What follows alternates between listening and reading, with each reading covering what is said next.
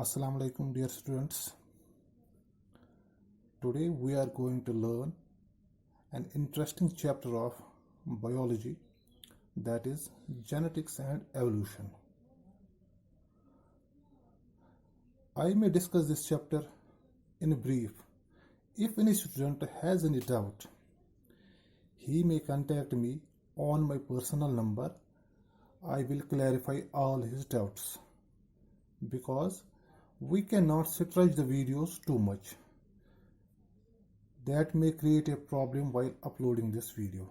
Hence, I will discuss all the terms related to this unit in brief. I hope you got me. So, let's start. Genetics and evolution. What is genetics? सबसे पहले हम इसको discuss करेंगे कि genetics क्या होता है।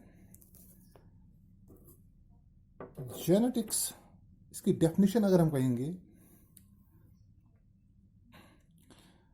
तो है the study of heredity and variation is called genetics. The study of heredity and variation is called genetics.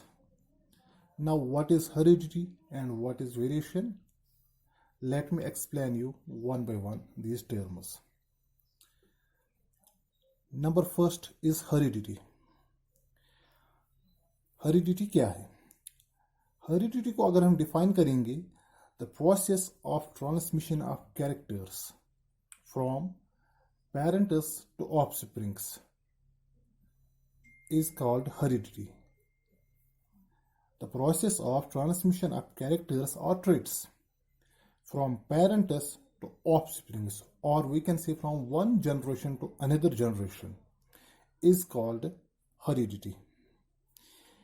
यानी जो हमारे पेरेंट्स में जो कैरेक्टर्स होते हैं, मिसाल के हमने बहुत बार ये सुना है कि कोई हमें कहता है कि आपके जो बाल हैं वो आपके पापा से मिलते हैं, आपकी आंखें जो ब्राउन आइज हैं ये आपकी माँ से मिलती जुलती हैं, आपकी जो हाइट है वो आपके पापा से मिलती जुलती है, यानी आपके पापा भी टॉल हैं और आप भी टॉल हो। यानी ऐसे कुछ कैरेक्टर्स होते हैं जो हमारे पेरेंट्स से हम में ट्रांसफर होते, उन्हें हम हेरिडिटी कहते हैं। इसी तरह हेरिडिटी के साथ एक और टर्म भी आती है जिसे हम इनहेरिटेंस भी कहते हैं। इनहेरिटेंस और हेरिडिटी सेम टर्म्स है। ट्रांसमिशन ऑफ कैरेक्टर्स या ट्रेट्स, ट्रेट या कैरेक्टर, ये भी दो टर्म्स यूज होती हैं। इंग्लिश में हम कैरेक्टर्स कहते हैं, और जब हम साइंस या बायोलॉजी में इस टर्म को यूज करते हैं तो उस वक्त हम ज्यादातर ट्रेट्स यूज करते हैं, यानी कैरेक्टर्स। इसी तरह इस हेरिडिटी के साथ कुछ और मिसाल, जो पहली ट्रांसमिशन ऑफ कैरेक्टर्स जो होते हैं from first generation to second generation, जो सेकेंड जनरेशन में कैरेक्टर्स ट्रांसफर होते हैं उसे प्रोजेनी या ऑफस्प्रिंग्स भी कहा जाता है। यानी ऐसी ये टेक्निकल टर्म्स हैं जिन्हें आपको याद रखना है, जिससे बहुत ही आसानी आपको हो जाएगी इस यूनिट को समझने में। यानी progeny and offspring. What are progeny क्या है? Progeny is the second generation of second generation. First generation is parent generation, उनके जो बच्चे होंगे उसे हम प्रोजेनी भी कहते हैं या ऑफस्प्रिंग्स भी कहते हैं, या जिसे हम नेक्स्ट जनरेशन भी कहते हैं। हेरिडिटी है the process of transmission of characters और traits from parent to offsprings is called heredity. Traits भी मैंने आपसे कहा, ट्रेट्स हम कहते हैं कैरेक्टर्स को।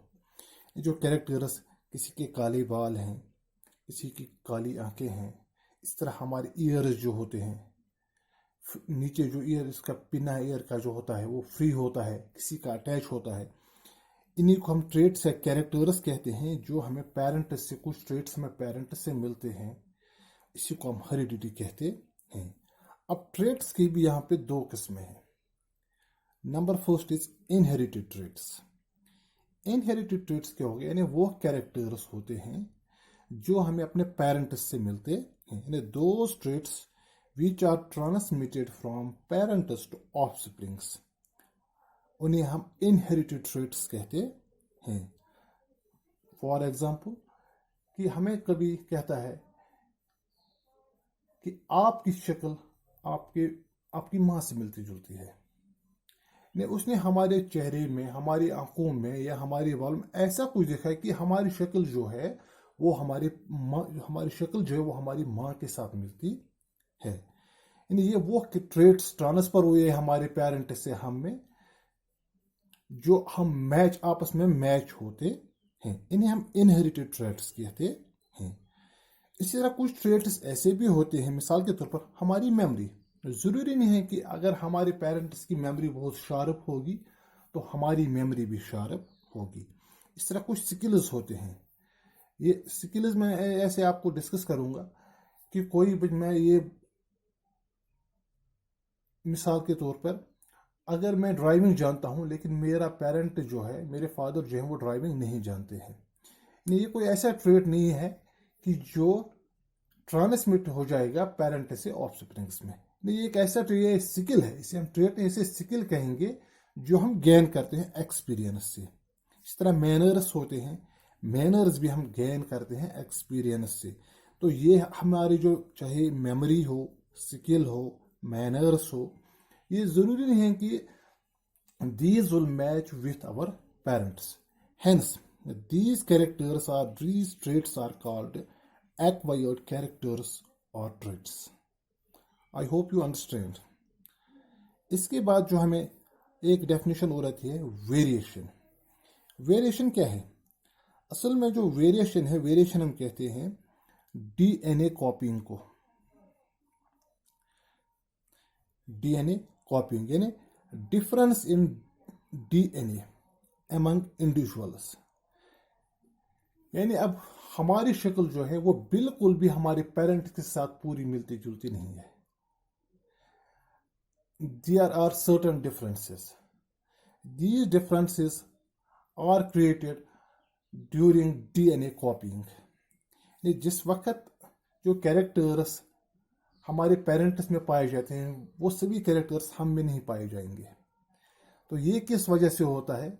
जब डीएनए कॉपी होता है वो पूरी तरह से उसमें डिफरेंसेस रह जाती है, उसमें कमी रह जाती है डीएनए कॉपिंग में, जिसकी वजह से वो डीएनए कॉपिंग उसमें डिफरेंसेस किस तरह से रहेंगी ये भी हम आगे डिस्कस करेंगे। यानी उसमें म्यूटेशन है एक्स्ट्रा, उस वजह से होता है, या क्रॉसिंग से, तो वो भी हम आगे डिस्कस करेंगे। यानी जो डिफरेंसेस रहती है इन्हीं डीएनए कॉपिंग में, इसकी वजह से हमारे जो कैरेक्टर्स हैं, कुछ बहुत सारे कैरेक्टर्स ऐसे भी हमें पाए जाते हैं जो हमारे पेरेंट्स के साथ बिल्कुल भी मिलते जुलते नहीं हैं।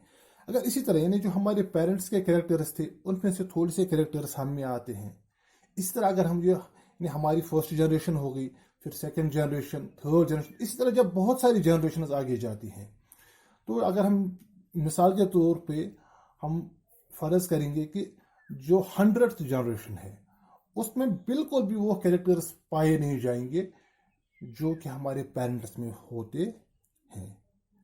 उसी वजह से एक और नई चीज सामने आती है जिसे हम एवोल्यूशन कहते हैं।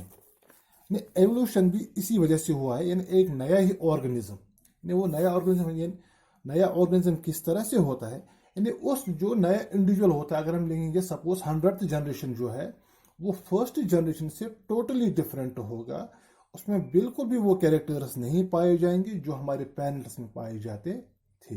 अब वो नया ही इंडिविजुअल है। जिस तरह आज भी हम कहते हैं कि क्रोकोडाइल्स जो हैं ये तकरीबन इनका जो मैच था वो डायनासोरस के साथ, बिल्कुल उनके साथ ये मैच होते हैं। डायनासोरस आज से करोड़ों साल पहले ज़मीन पर मौजूद थे, लेकिन उनका खात्मा हो गया है। लेकिन जो आजकल क्रोकोडाइल्स पाए जाते हैं, एलिगेटर्स पाए जाते हैं, ये कहते हैं बिल्कुल उन्हीं की फैमिली से ये हैं। तो ये किस तरह से हुआ? डायनासोरस तो बहुत बड़े होते थे, क्रोकोडाइल्स बहुत छोटे हैं। बिल्कुल, यानी अगर हम इन मिलियंस ऑफ ईयर्स में कितनी जनरेशन्स आगे होंगी, जो उन दिनों जो डायनासोरस में ट्रेट्स या कैरेक्टर्स पाए जाते हैं उनसे टोटली ये डिफरेंट हैं। इसी तरह इन्हें हम कहेंगे वेरिएशन जो हैं ये बुनियाद है एवोल्यूशन की। तो आज हम यही तक इसको इतना ही आज हम पढ़ेंगे। इंशाल्लाह अगले क्लास में हम इसको डिटेल इसके यानी जो एक बात मैं आपको यहाँ फिर से कहना चाहता हूँ कि जो जेनेटिक्स जो हम चैप्टर पढ़ रहे हैं, एक साइंटिस्ट है जिसका नाम है ग्रेगर जॉन मेंडल, जो फादर ऑफ जेनेटिक्स हैं। अगले जो हमारा टॉपिक लेसन होगा इसी का साइंस का, उसमें हम उसके बारे में डिस्कस करेंगे और उसने क्या क्या थ्योरीज दी हैं, लॉज दिए हैं, उनके बारे में हम डिस्कस करेंगे।